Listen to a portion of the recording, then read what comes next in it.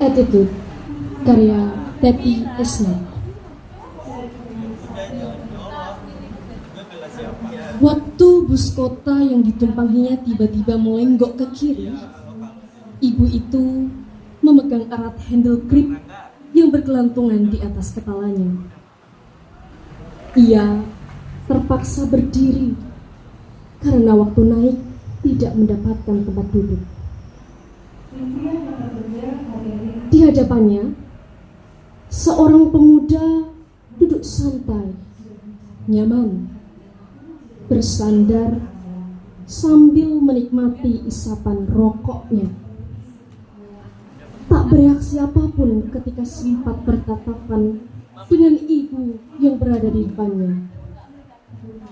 Seorang wanita hampir paruh baya yang terpaksa berdiri berdesakan sambil membawa 2 tas.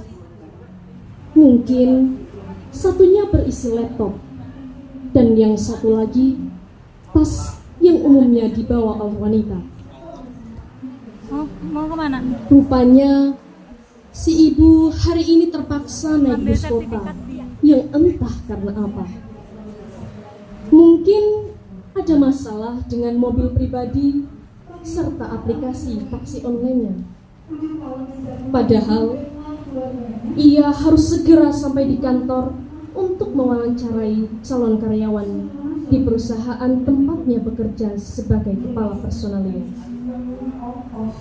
Bus berhenti di shelter di depan sebuah gedung perkantoran. Si ibu pun turun dan segera masuk ke ruangannya. Di lobi kantor, seseorang lelaki muda yang tadi duduk di belakang si ibu saat di bus kota menghampiri resepsionis ketika namanya dipanggil untuk wawancara.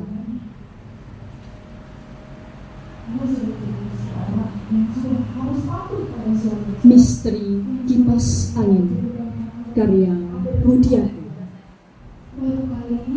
Malam ini giliran Iva dan Dia bermalam di rumah Dea untuk belajar kelompok.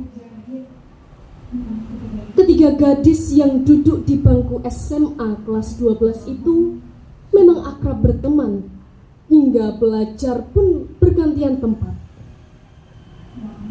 Dengan tingkat kecerdasan dan ekonomi yang rata-rata sama, membuat mereka bisa cocok dalam segala hal. Namun, setiap kali tiba giliran di rumah Dea, Ifah dan Dia sudah terselimuti rasa takut, was-was, dan sejenisnya sedari siang. Di antara rumah mereka bertiga, memang hanya rumah Dia saja yang terkesan agak seram. Kipas angin yang menempel di dinding selalu berputar sendiri tatkala mereka tidur lelap hingga terbangunkan olehnya. Wah, nanti malam giliran tempat belajar di rumah Dea ya? Tanya Dia untuk memastikan. Iya betul, tapi belum kok aku sudah keringetan ya? Timpal Ifah sambil meremas-remas jarinya. Semoga nanti malam aman-aman saja. Kipas angin itu akan diam semua. Tidak ada yang bergerak-gerak sendiri seperti kemarin-kemarin, lanjut Ifah. Waktu belajar pun tiba. Mereka asyik mengerjakan tugas sambil berdiskusi untuk menemukan jawaban yang sama. Iringan lagu-lagu medley sedikit rock mencairkan suasana berdiskusi. Ifah dan Dia sambil sesekali mencuri pandang melihat kipas angin yang menempel di beberapa bagian dinding. Sesekali pula kaki mereka berdua berinjak-injakan kaki, isyarat takutnya mulai muncul. Hal seperti itu tidak pernah diketahui Dia. Jam menunjukkan pukul 11 malam. Sudah yuk, kita istirahat, ajak Dia.